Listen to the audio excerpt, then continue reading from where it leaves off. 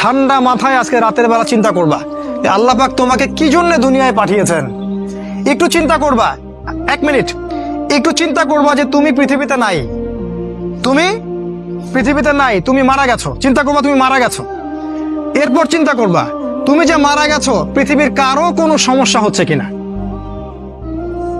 তুমি যে মারা গেছো পৃথিবী কি থেমে আছে?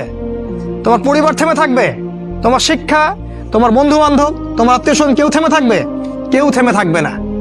তুমি পৃথিবীতে থাকো বা না থাকো কারো কিছু আসে যাবে না। আল্লাহ পাক তোমাকে যে পৃথিবীতে রেখেছেন একটা সুযোগ খালি দিয়েছেন যাতে তুমি আল্লাহর দ্বীনের জন্য কিছু করতে পারো। এটাই আল্লাহ তোমার কাছে চান, আর কিচ্ছু চান না। আর কিচ্ছু আল্লাহ তোমার কাছে চান না।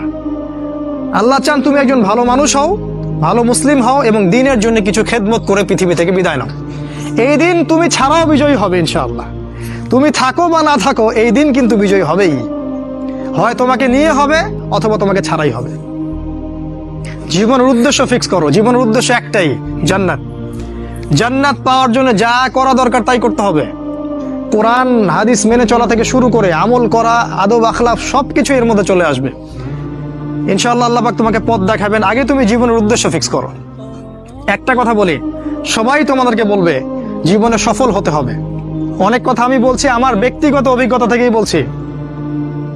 আল্লাহ পাক আলহামদুলিল্লাহ ফার্স্ট সেকেন্ড ছাড়া রেজাল্ট আমাদের হতো না। যখন থেকে আমরা বুঝতে পেরেছি যে ট্র্যাকে আমরা যাচ্ছি সে ট্র্যাকটা ভুল, সে ট্র্যাকটা ভুল, এই বুঝটা যখন থেকে আসছে আমাদের মধ্যে, আমরা চেষ্টা করছি অন্যদেরকে আমাদের শিক্ষা দিয়ে সচেতন করার জন্য। আমরাও ভুল করেছি, ভুলের উপর ভুল করেছি। আল্লাহ পাক যেন মাফ করেন, আল্লাহুম্মা আমিন। সাফল্যের সংজ্ঞা শেখানো হতো আমাদেরকে পরিবার থেকে। সফল হতে হবে বাবা, নিজের পায়ে দাঁড়াতে হবে, বাবাকে দেখতে হবে, মাকে দেখতে হবে, অমুক তমুক ইত্যাদি ইত্যাদি। বিয়ে করবি কি নিয়ে, তোর তো কিছুই নাই, বলে নাই কথাগুলো আপনাদেরকে। চাকরি বাকরি করতে হবে, প্রতিষ্ঠিত হতে হবে। শোনো, সাফল্যের একটা সংজ্ঞা দিয়েছেন আল্লাহ কোরআনে, একটাই সংজ্ঞা, সূরা আল ইমরানের মধ্যে আছে। আজকে আমি সব ডিটেলস বলার সময় পাচ্ছি না।